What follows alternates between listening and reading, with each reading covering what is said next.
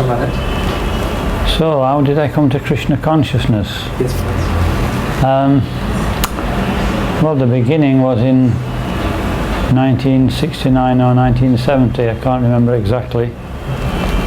I saw the devotees on the television. My father was in the other room and he shouted me to come and have a look. And I thought, what's this? So I went next door and he was watching the television. And the devotees were at Rath Yatra in London, the first Rath Yatra it must have been. Okay. So I said, where do they come from? And he said, they're from India. I said, they're white, they're not Indian. They were Westerners. He says, anyway, we were discussing this point. He says, anyway, wherever they come from, he says, this is real religion. I said, how do you know? He says, because everybody's happy. So I actually took that on board. I thought he's right, actually. This is what religion should do. It should make people jubilant. And then the same year, maybe a few months later, I heard Top of the Pops. Okay. And it was in at number 10 in the hit parade. Is the Radha Krishna temple with the Hare Krishna mantra. So I was enthralled by it. I started chanting along with them, but I was just mocking. I thought, was this Hare Krishna anyway? And then, actually after that time, I remember I started to feel less like eating meat. I just wasn't so attracted. I didn't know at the time what was happening. Okay. And then, it must have been 7 years later, something like that. I was walking down the street of the local town, and I'd started to think about reincarnation a lot. Okay.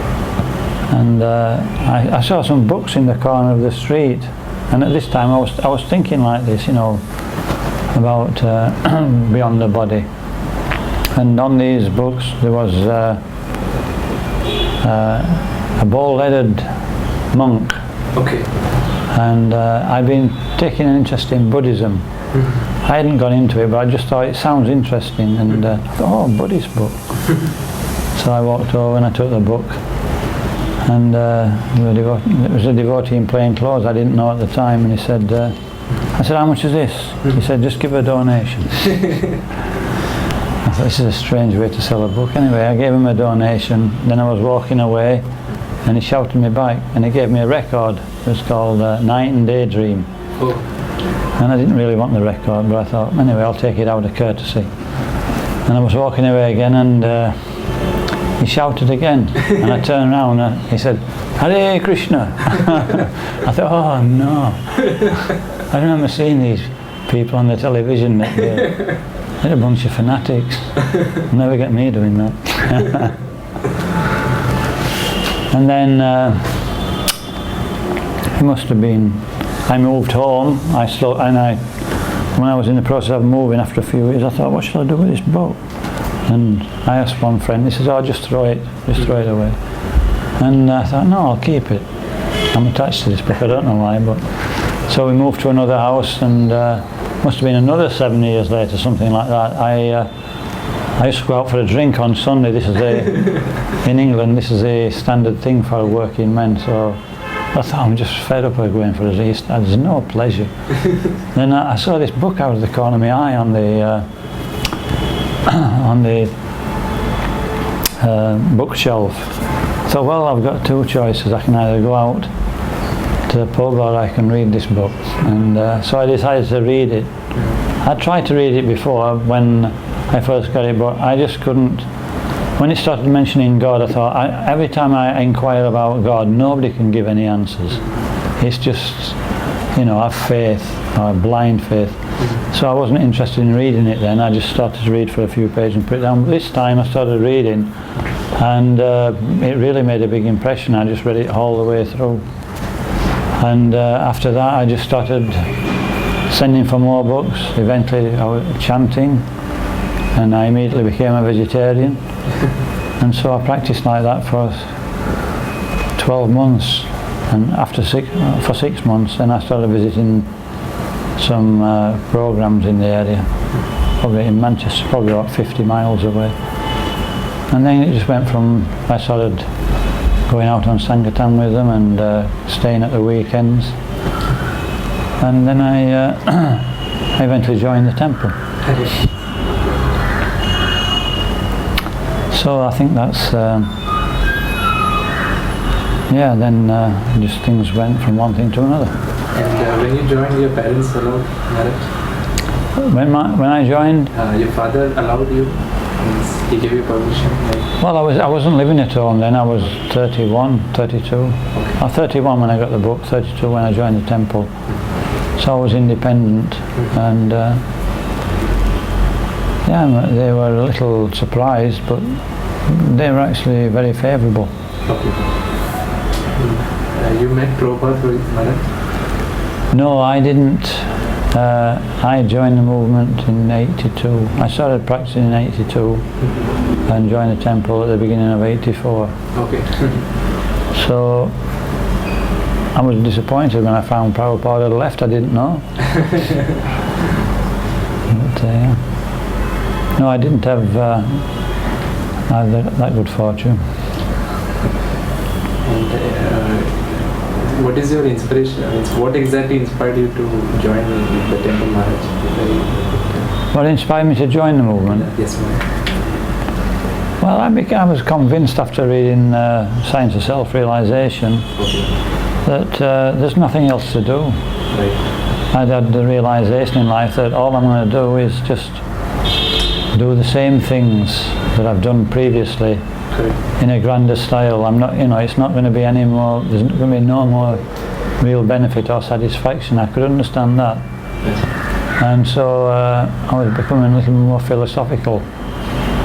The bubble had burst. I couldn't enjoy anymore. And then when I read the book, it gave the answers. When I was reading the book for the first time, I thought, who's wrote this book? Everything's so clear. I'd been used to listening to people who just talk, high philosophy, and they don't even know what they're saying themselves. Right. And I hadn't got time to listen. But when I read this, I thought it's so simple and it's so straightforward. I thought, whoever's read this book, whoever's wrote this book, I think this is my best friend. And then actually later I read Satsvarup Maharaj, which confirmed what I was thinking. It said, "You're ever well-wisher." That was one of his books. So yeah, Prabhupada, even though he's not here, is still affecting people so much, very personally. Yes, it wasn't an impersonal thing. So yeah, that's why I joined, because Prabhupada preached through the book.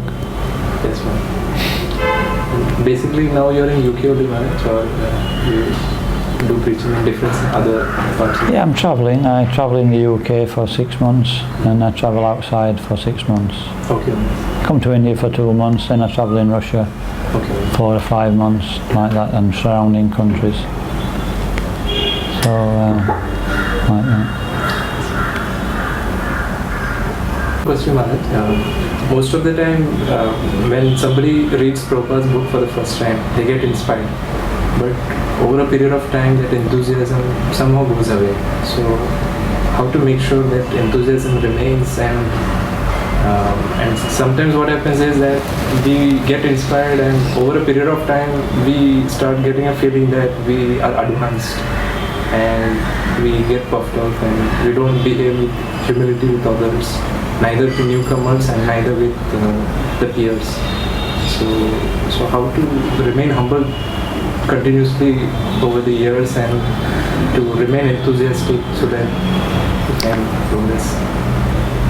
Well, everybody's at different levels. Some people will do that. They're not ready to fully take on Krishna consciousness, but they take some. And whatever they can take is good. So we have to be aware of that not everybody, it's not possible for everybody to just immediately fully take it up. They're conditioned a certain way, and they have so many expectations in this world. And they have to sometimes realise that, go through the school of hard knocks, that those expectations cannot be realised. So that's one thing, that we have to be patient, and therefore we have to find ways to preach which can encourage people without disheartening them if they can't do everything. This is what the society is meant to provide. It's something that everybody can take part in to some degree. This was the Vedic system. And the other thing, those who would take it up completely, then the best way is to keep reading Srila Prabhupada's books and keep hearing. Because then it's just like in material life, the media, they know how to sell things. They just keep telling you this is good, and they keep telling you time after time, and even in the beginning, if you're not convinced, you become convinced. So similarly, if we keep hearing from Prabhupada's devotees and reading the books personally, then it will affect our heart, and we'll be able to keep steady in devotional service. This gives us great intelligence. It says in the 4th chapter of the Bhagavad Gita, Tasmata Gyan Sambhutam Ritstanam Gyanishatmanha Chitvenam Shamshayam Shogan Atishto Bharat. So Krishna is telling Arjuna that he says we have to fight, but we have to use this transcendental knowledge to make us strong. We can cut through ignorance in that way. It's only ignorance that is just separating us from Krishna. And so we have to use the sword of knowledge. And then humility.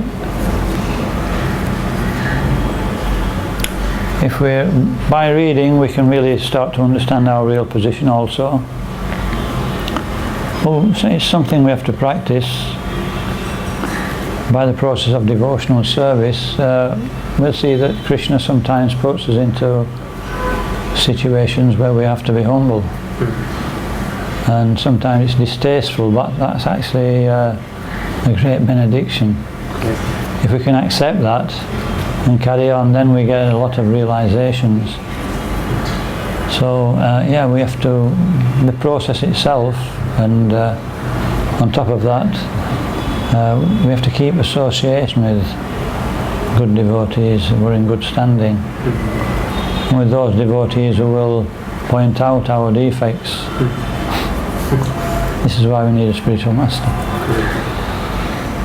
And Maharaj, now since you travel to different parts of the world, so has the world changed much, or means earlier when Prabhupada went, it was definitely from that time, now the world is still more in a worse situation, I suppose.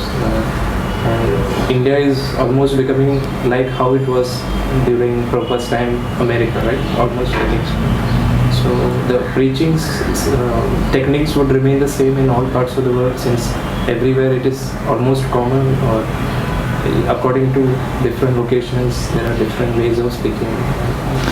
Yeah, we have to move with the times. Prabhupada moved with the times. He wasn't appreciated by his godbrothers because he made so many changes which they thought were just against Vaishnavism, against Vaishnava philosophy. But if he hadn't have done that, he wouldn't have been successful. So times have changed from the 60s. People were looking for something different. They were in America, they were educated and they were from rich families, many of them. And they'd realised that this, what they call a brick in the wall situation, just to become like my father and just carry on, it wasn't something that attracted them. And so they were ready for, when Prabhupada went, this seemed to be Krishna's arrangement, and he preached according to their situation. He didn't just start preaching ad hoc. He actually stayed for some time. He was with one family, the Agarwal family, and he was analysing their friends and what he had to do. When he first got off the boat, he was looking at the industry, and he could realise that people were very much in passion and ignorance. So he was using his intelligence to think, how can I actually preach to these people? So we have to analyse the situation all the time, and how it's changing, what people are interested in, and present the philosophy in such a way that they can accept it.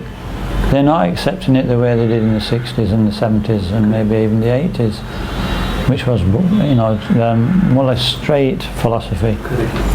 But now it seems to be more, I'm not saying that won't work, it will work to some degree for some people, but not for a lot of people. So I think we have to, it's also already shown that we're doing more intermediate preaching like yoga, kirtan yoga, and not so much preaching but letting the holy name and prasadam do the work until people become warm enough to, or they become interested enough to ask questions, then we can answer their questions. So, yeah, we shouldn't stay in one place and think because it's not working. It's not working. Some places, but generally, we have to change. So, suppose if someone is preaching on it, we are not getting the results immediately. So, definitely we become a little impatient. So, how to avoid that? So, we have to become patient. We have to understand. See, in the mode of passion, we want results. And if we don't get results, we become disheartened. But in the mode of goodness, we maintain determination. So the mode of goodness means we understand properly what the actual situation is that, you know, we're the lifeline for our society. And, you know, Krishna's in charge, we just have to try and, you know, see how Krishna wants us to preach. And we should be satisfied by going out, even if nobody takes interest, but preaching the philosophy and trying different ways. This is our duty. Whether the results there or not, Bhagavad Gita tells us it's not really that important. It says in the second chapter that you shouldn't be attached to the result and never think yourself the doer. So we have to be in that mentality and we won't become disappointed. As soon as we want anything, there's going to be we've got high expectation, and then there'll be disappointment in due course. This is material consciousness. Spiritual consciousness means all I have to do, I have to try and serve Krishna to the best of my ability. And if I'm doing that, I can feel satisfied in any situation. So basically, we won't be disappointed. It's a very interesting question, important question actually. Utsahan, enthusiasm, H.H.Dayanand. This means patience and confidence.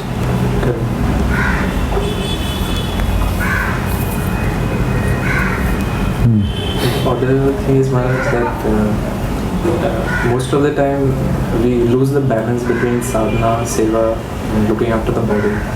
So we have not reached the transcendental stage also. So how to? We lose the battle between the body and the sadhana. Yes, once.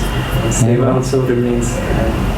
You mean we sometimes do too much yes, bodily maintenance and not enough sadhana? Right, and maybe the other way as well. Yes. Getting the balance. Yeah, Bhagavad Gita tells us that the two things should run parallel. There's the constitutional activities of the soul and our material duties. So Prabhupada says that we should be very careful that they don't oppose one another but they help one another. So if things become difficult to prosecute, then we can understand that maybe I've got the formula wrong, maybe and analyse. But you know, it depends on the ashram. If we have grihastha, then we have a lot of duties, and we shouldn't neglect those duties we shouldn't neglect either, but we shouldn't, on the plea of spiritual life, neglect our material duties. This ends in disaster. And as a brahmachari, we don't neglect our sadhana on the plea of doing so much service. We have to balance the two. So it's just, this is where we need association.